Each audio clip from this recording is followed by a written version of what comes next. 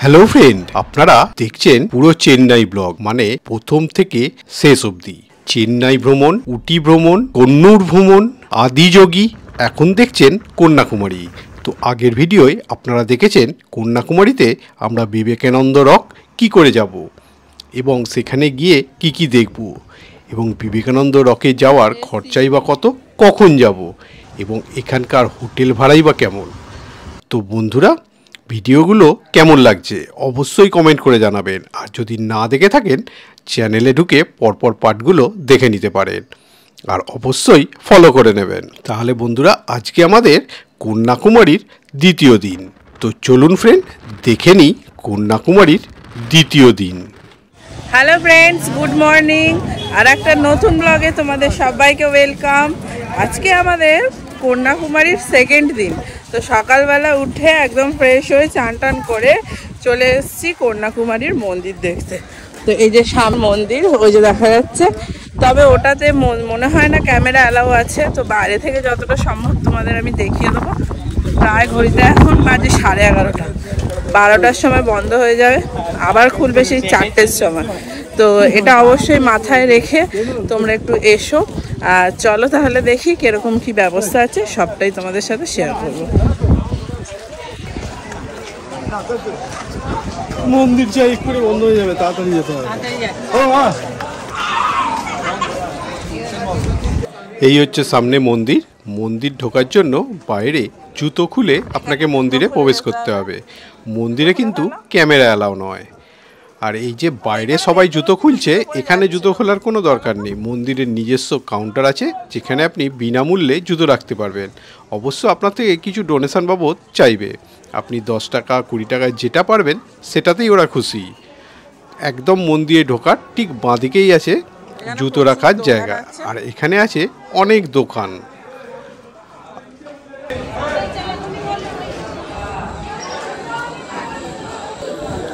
এই যে জুতো স্টল, এখানে জুতো রেখে আমরা আস্তে আস্তে মন্দিরে প্রবেশ করলাম। আর একটা কথা, মীনাক্ষী মন্দিরের ভেতরে কিন্তু কোনো পুরুষ জামা বা কোনো গেঞ্জি কোনো কিছু পরেই পুজো দিতে পারবে না। একদম খালি গায়ে প্রত্যেক পুরুষকে পুজো দিতে হবে, এটাই কিন্তু নিয়ম। আর মেয়েদের ক্ষেত্রে মাথায় ঘোমটা দিতে হবে বা চাপা দিতে হবে, এটা কিন্তু এখানকার নিয়ম। আর এখানেও আছে একটা পয়সার লাইন আর একটা ফ্রি লাইন, মানে একটা স্পিড লাইন আর একটা ফ্রি লাইন। আপনি যে কোনো একটা লাইন চুজ করে নিতে পারেন। স্পিড দর্শনের লাইনে আপনাকে পেমেন্ট করতে হবে 100 টাকা করে। কন্যাকুমারীতে ঠাকুরের ভোগ দিতে চলে এলাম, পাশে ভোগ খাওয়া ছিল, আপনারা চলে আসতে পারেন। আমরা যখন কন্যাকুমারীতে চলে এলাম পুজো দিয়ে।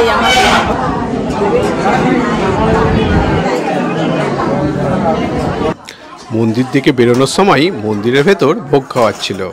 আমরা বসে পড়লাম, কারণ দক্ষিণ ভারতে কখনো আমরা মায়ের প্রসাদ খাইনি, তাই লোভও সামলাতে পারলাম না, বসে পড়লাম। দেখি কিরকম ভোগ। ফার্স্টেই কলা পাতা দিয়ে চলে গেল। এখানকার একটা সুন্দর নিয়ম হচ্ছে কলা পাতায় দেয়, এবং কলা পাতাটা এক পাশের নয়, দুপাশের একসাথে। তারপরেই কলা পাতাটা ধোয়ার জন্য জল দিয়ে গেল, গ্লাস দিয়ে গেল, গ্লাসে জল দিল। তারপরে আসছে খাবার, একটা বাঁধাকপি দিয়ে আরও সবজি দিয়ে একটা সুন্দর সবজি বানিয়েছিল। ভালোই লাগছিল খেতে, খারাপ নয়। তবে দক্ষিণ ভারতের স্টাইলে রান্না তো। আর লম্বা করে সবাইকে খেতে বসিয়ে দিয়েছে। ঠিক মায়াপুরের কথাটা মনে পড়ে যাচ্ছিল। ভালোই খাবার লাগলো, আরও খাবার দিয়ে যাচ্ছে। এই যে তারপরে জল দিয়ে যাচ্ছে আমাদের গ্লাসে করে, এবং একসাথে অনেক লোকই খাচ্ছে, প্রায় 150-200 লোক খাচ্ছে। তারপরে ভাত দিয়ে গেল, তারপরে আরও নানা রকম সবজি, তারপরে এলো সাম্বার। এখানে কিন্তু ভাত, সাম্বার আর ওই বাঁধাকপির তরকারিটা ওটা দিচ্ছেই। বেশ ভালোই, একদম পেট ভরা খাবার দিচ্ছে, কোনো অসুবিধে নেই। তো খেতে আমাদের খারাপ লাগলো না। প্রথম দক্ষিণ ভারতের ভোগ ভালোই লাগলো। আমাদের খাওয়া শেষ, বসে আছি, কিন্তু কেউ তখনও ওঠেনি। অ্যাকচুয়ালি এখানে ভাষার প্রবলেম, তো আমরা ঠিক বুঝতে পারছি না খাবার শেষ হয়ে গেছে না হয়নি। তো তারপরেই দেখে গেলাম পাতলা জলের মতো সাদা রঙের একটা কি দিয়ে গেল। খেয়ে বুঝতে পারলাম এটা হচ্ছে দই, টক দই। এখানে টক দইটা কিন্তু সবাই খায়। খাওয়া দাওয়া কমপ্লিট। খাওয়া ভালো হলো? ঠাকুরের প্রসাদ, তো প্রসাদ যা দেবে তাই ভালো লাগে। প্রসাদ খেয়ে নিলাম। চলো এবার বেরোনো যাক। হোটেলে ঢুকেও আমরা হোটেল থেকে বেরিয়ে এলাম। মা টানছে, মা টানছে যে এখানে খেয়ে নিলাম, ভালো খেলাম। সবার ভাগ্যে বলো হয় না, এত দূর এসে কোথায় কন্যাকুমারীতে এসে বসে ঠাকুরের ভোগ, মন্দিরে বসে ঠাকুরের ভোগ খাচ্ছে। মানে এটা ভাবাই যাচ্ছে না, মানে আমি আশ্চর্য হয়ে গেলাম। মানে এগুলো কপালে থাকতে হবে তবেই সম্ভব। চলো খাওয়া দাওয়া শেষ, এবার বেরিয়ে পড়ো। মন্দিরের প্রসাদ খেয়ে এবার আমরা যাচ্ছি হাত ধুতে। পাতাগুলো একটা নির্দিষ্ট জায়গায় ফেলতে হবে, সবাই যাচ্ছে দেখে আমরা এগোলাম পাতা নিয়ে। সেখানেই হাত ধুয়ে নিতে হবে, হাত ধোয়ারও জায়গা রয়েছে। এত দূরে এসে মায়ের ভোগ খাবো এটা আমরা স্বপ্নেও ভাবিনি। এই যে হাত ধুয়ে আস্তে আস্তে সবাই বেরিয়ে পড়লাম। খাওয়া দাওয়া শেষ, এবার চলো হোটেলে গিয়ে প্যাকিং করে বেরিয়ে পড়া যাবে। কোথায় খাবো ভেবেছিলাম, কোথায় হলো, যাই হোক খুব ভালো কিন্তু খাওয়া দাওয়াটা হলো। তো চলো যাওয়া যাক বাইরের দিকে। ভোগ খেয়ে মন্দিরের বাইরে বেরিয়ে পড়লাম। এখানে বিক্রি হচ্ছে প্রসাদ ও নানা রকম পুজোর সামগ্রী। আমরা পুজোর কিছু কিনিনি, পুজো দেওয়ার জন্য। আর পাশেই সমুদ্র ভিউ পয়েন্ট। এটা হচ্ছে ত্রিবেণী, তিনটে সমুদ্র। একটা আছে ওই দিকটা আছে বঙ্গোপসাগর, এটা হচ্ছে আরব সাগর, আর এই সোজাটা হচ্ছে ভারত মহাসাগর। তিনটে সাগরের সঙ্গম স্থল এটা। হ্যাঁ, জলটাও আলাদা। হ্যাঁ, ওদিকে জলটা দেখো, ওদিকের জলটা সবুজ, আর ওদিকে জলটা কালো কালো মতো, আর এখানটা সাদা। গঙ্গার জল। তিনটে জল আছে হ্যাঁ, নিয়ে নিয়েছি আদি ওগি বাড়ির জন্যে। ওইটা দেখ একটা কন্যাকুমারী। এখানে মেলাতে বাচ্চাদের খেলনা, নানা রকম মূর্তি সব কিছুই বিক্রি হচ্ছে। দেখে আপনার কিন্তু কিনতেও ইচ্ছা করবে। খুবই ভালো।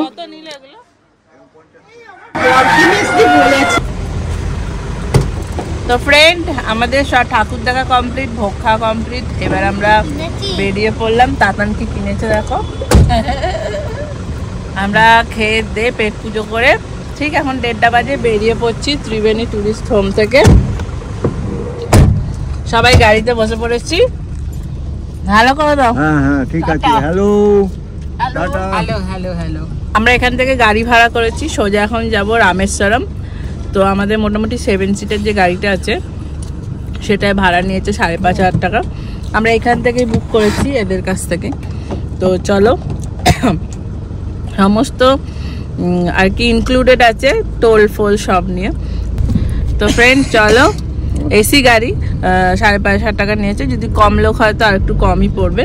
তো আপাতত কন্যাকুমারীকে টাটা করে চললাম রামেশ্বরমের পথে। তো চলো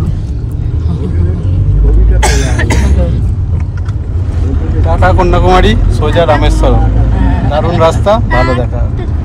কন্যাকুমারী থেকে রামেশ্বরম যাওয়ার জন্য আপনি বাসও পেয়ে যাবেন, এসি নন এসি সব ধরনের বাস পাবেন। বাস ভাড়া 100 টাকা থেকে শুরু এবং 400, 500, 1000, 1200, 1400 সব ধরনের বাস আছে। তো আমরা যেটা খবর নিয়ে বুঝলাম, বাসে যাওয়ায় খুব সমস্যা। নন এসি বাস হলে অনেক ভিড় হবে, আর এসি বাস হলে ভিড়টা হবে কিন্তু কখন পৌঁছবো কোনো গ্যারেন্টি নেই। অনেক রাত হবে ওখানে পৌঁছতে, কারণ অনেক দাঁড়াতে দাঁড়াতে যাবে। সেই জন্য আমরা যেহেতু অনেকজন মেম্বার, তাই ঠিক করে নিলাম এখান থেকে গাড়ি ভাড়া করে সোজা চলে যাব রামেশ্বরম। সেই জন্য 5,500 টাকা দিয়ে এসি গাড়ি বুক করলাম। এতে আমাদের লাভই হলো। আমাদের ইচ্ছা মতো যাব এবং অনেক তাড়াতাড়ি পৌঁছবো।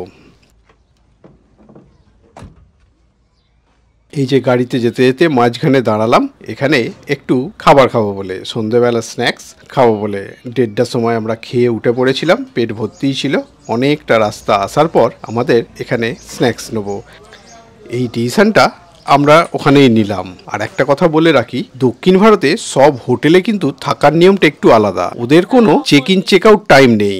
আপনি যখন থেকে ঢুকবেন তখন থেকেই 24 ঘন্টা হচ্ছে আপনার হোটেলের টাইম। মানে আপনি যদি রাত্রির 11টায় ঢোকেন, পরের দিন রাত্রির 11টা অবধি আপনার টাইম। কেক রে,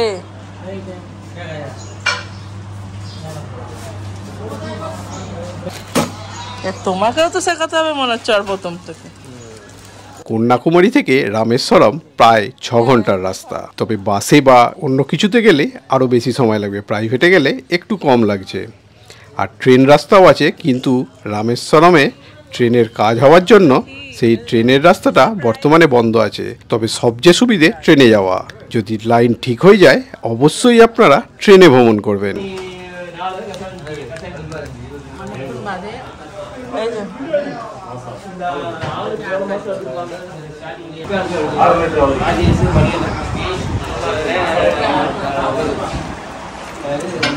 মিও নাও, দুটো তো মিয়ে গেছে, কি করবো?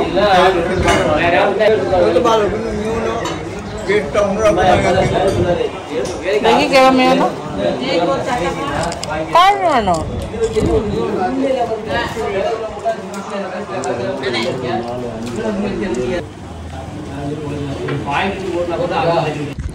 ফ্রেন্ড, আমরা তো রাস্তায় যেতে যেতে রামেশ্বরমের পথে এই মাঝখানে এখানে দাঁড়িয়েছি চা খেতে। অনেক কষ্ট করে বোঝাচ্ছিলাম, কারণ দাদা এতক্ষণ সঙ্গে ছিল। তো দাদা যেহেতু এখানকার বাসিন্দা বলে ওরা ভালো করে বোঝাচ্ছিল, তো আমরা কাজ চালিয়ে নিতে পারছি, অসুবিধা নেই। এরা একটু একটু হিন্দি বোঝে, ইংলিশও বোঝে, তোমার কাজ চলে যাবে, এরম নয় যে তুমি পারবে না। তবে বাংলা একদমই বুঝবে না। আর এখান থেকে চা খেলাম, মোটামুটি রেঞ্জেবল, মোটামুটি 10 টাকা করেই চা নিল। আমাদের ওখানে যে এখানেও তাই, আলাদা কিছু নেই। আর এই যে দেখো বাকিরাও দাঁড়িয়ে আছে। চাটা খুব ভালো করেছিল। দোকানের নাম তো পড়তে পারছি না। চলো, ওই যে আমাদের ড্রাইভার দাদা আসছে। চলো উঠে পড়ো, চলো। এই দিক থেকে এসছি, সোজা এইদিকে যাওয়া যাক। চলো। চা খেয়ে আবার গাড়িতে উঠে পড়লাম। এবার আস্তে আস্তে সূর্য অস্ত যেতে শুরু করলো, মানে সন্ধ্যা হতে শুরু করলো। এটা মাঝখানে একটা জায়গায়, এখানে একটু ছোট্ট অ্যাক্সিডেন্ট হয়ে গেছিলো, সেই জন্য আমাদের ড্রাইভার দাঁড়িয়েছিল। তারপরে আবার এখানে অ্যাক্সিডেন্টের কেস সামলে নিয়ে আবার আমরা যাত্রা শুরু করলাম। তবে আমাদের মতো এখানে অ্যাক্সিডেন্ট হলে মারামারি ওই রকম কিছু ব্যাপার নেই, নিজেদের মধ্যে কথা বলে একটা আন্ডারস্ট্যান্ডিং হয়ে গেল। কিন্তু কি কথা হলো সেটা বুঝতে পারলাম না। তো বুঝলাম এটুকুনি যে নিজেদের মধ্যে একটা কোনো আন্ডারস্ট্যান্ডিং হয়ে গেছে। আর বিরাট কিছু অ্যাক্সিডেন্টও হয়নি, জাস্ট একটু ঠেকে একটা বাইক পড়ে গেছে গাড়ি যেতে গিয়ে। তারপরে আমাদের গাড়ি স্টার্ট নিয়ে নিল। তবে রাস্তায় যেতে যেতে খুব সমস্যা হচ্ছিল ড্রাইভারকে কোনো কিছু বোঝানো।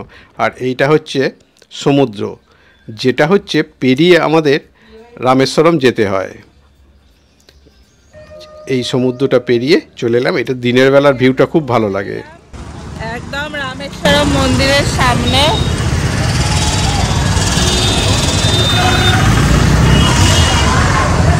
এই যে চলে এসছি একদম রামেশ্বরম মন্দিরের সামনে। এখানে আমাদের গাড়ি থেকে নামিয়ে দিল। 7:30 মতো বাজে, সন্ধ্যাবেলা।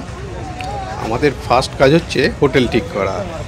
আর তার আগেও যেটা দরকার, আমাদের খেতে হবে, কারণ প্রচুর জোর খিদে পেয়েছে। মাঝে শুধু চা আর বিস্কুট খেয়েছি, তেমন কোনো দোকানও পাইনি খাবার জন্য। তো ফার্স্টেই একটা দোকানে চলে এলাম, মারোয়ারি ধাবা। অনেক সাউথ ইন্ডিয়ান খাবার খেয়েছি, এবার একটু মারোয়ারি খাবার খেয়ে দেখি কেমন লাগে।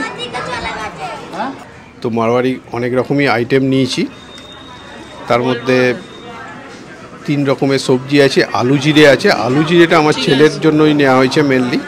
তার সঙ্গে রাইসও নিয়েছি। আর ওদের স্পেশাল হচ্ছে এই লঙ্কাগুলো একটা আচারের মতো করে দিয়েছে, একটা গোটা গোটা লঙ্কা যেটা আচারের মতো করে দিচ্ছে। তবে ভাববেন না লঙ্কাগুলো ঝাল নেই, লঙ্কাগুলো প্রচুর ঝাল। আমাদের কিন্তু অনেক ঝাল লেগেছে, ওরা বলছে লঙ্কাগুলো ঝাল নেই। তো যাই হোক, খাবারের আইটেমগুলো দেখি খেয়ে কেমন লাগে। ওকে তো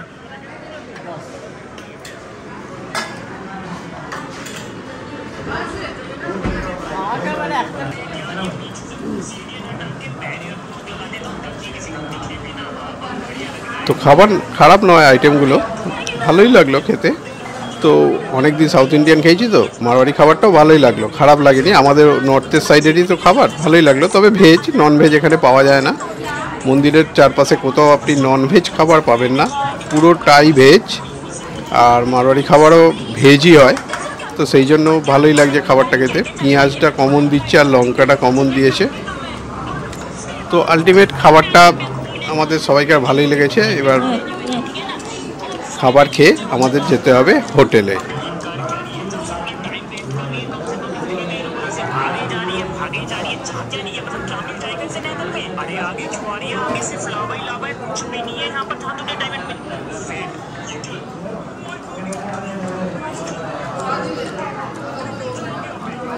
এই যে খেয়ে মারওয়াড়ি ধাবা থেকে খেয়ে বেরিয়ে পড়লাম। এবার যাব হোটেলে। হোটেলের বিবরণটা আপনাদের পরের দিন দেবো, কি হোটেল, কেমন হোটেল, কত ভাড়া।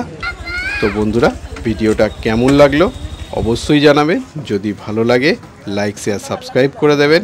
আবার দেখা হবে নেক্সট ভিডিওয়। অবশ্যই ফলো করে রাখবেন পুরো ব্লগ দেখার জন্য। চলুন, টাটা।